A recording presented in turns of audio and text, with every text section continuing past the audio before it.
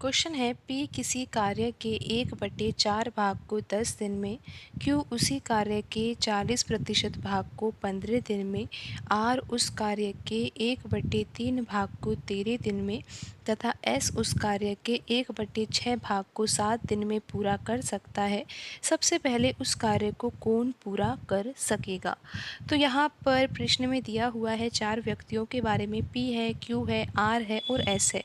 और यहाँ पर ये दिया गया है कि ये एक ही कार्य को कर रहे हैं। पी भी उसी कार्य को कर रहा है जिस कार्य को क्यू कर रहा है, और क्यू भी उसी कार्य को कर रहा है जिस कार्य को आर कर रहा है, और एस भी उसी कार्य को ही कर रहा है। कार्य तो एक ही है, लेकिन उस कार्य को पूरा करने में ये अलग अलग समय लगाते हैं, क्योंकि इनकी कार्य क्षमता अलग अलग है, इसीलिए कार्य को पूरा करने में समय भी अलग अलग ही लग रहा है। तो हमें तो यहाँ पर ये पता लगाना है कि इन चारों व्यक्तियों में से कार्य को पहले कौन पूरा कर सकेगा। तो यहाँ पर सबसे पहले हम ये पता लगाएंगे कि यहाँ पर ये चारों व्यक्ति जो है, ये कार्य को पूरा करने में कितना समय लेंगे, यानी कि पूरा कार्य करने में कितना समय इनको लगेगा। उसके बाद ही ये पता लगाया जा सकेगा कि कौन कार्य करने में कम समय लगाएगा। तो यहाँ पर आप देखिए कि पी के बारे में जानकारी दी गई है कि पी किसी कार्य के 1/4 भाग को 10 दिन में करता है। पी के लिए कहा गया है कि पी 1/4 भाग को 10 दिन में पूरा कर देता है, कार्य का 1/4 भाग। तो यहाँ पर आप समझिए कि ये 4 लिखा हुआ है बट्टे में, तो कुल कार्य तो यहाँ पर कितना होगा, 4 यूनिट। और 4 यूनिट में से 1 यूनिट कार्य को पूरा करने में कितना समय लग रहा है, 10 दिन का समय लग रहा है। अगर 1 यूनिट कार्य को पूरा करने में 10 दिन का समय लग रहा है और कार्य कितना है, 4 यूनिट है, तो 4 यूनिट कार्य को पूरा करने में कितना समय लगेगा, 40 दिन का समय लगेगा। आप वैसे भी तो पता लगा सकते हो कि 1/4 भाग को पूरा करने में अगर 10 दिन का समय लगता है तो कार्य को पूरा करने में 40 दिन का समय लगेगा। पी उस कार्य को कितने समय में पूरा कर सकता है, 40 दिन में पूरा कर सकता है।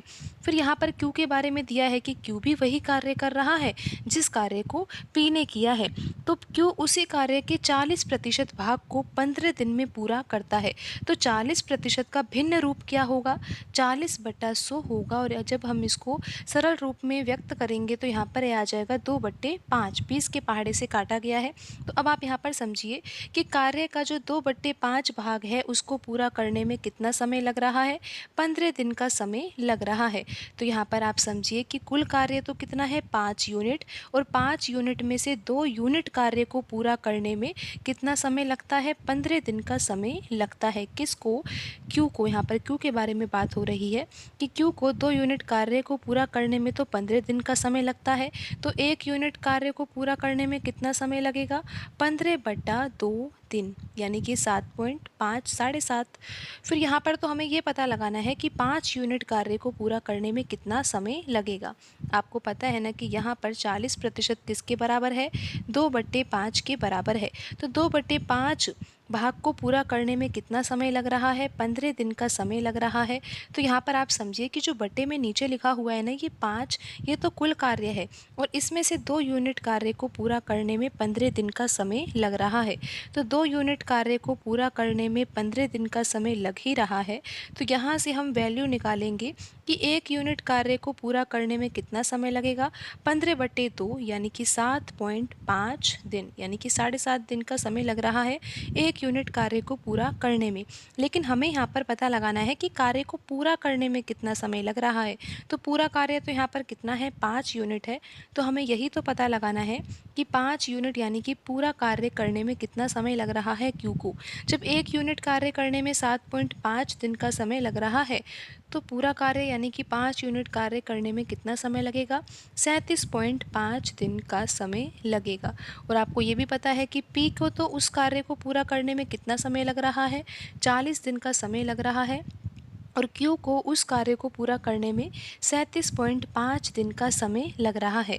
अब आर के लिए दिया हुआ है कि आर उस कार्य का 1/3 भाग को कितने समय में पूरा करता है, 13 दिन में पूरा करता है।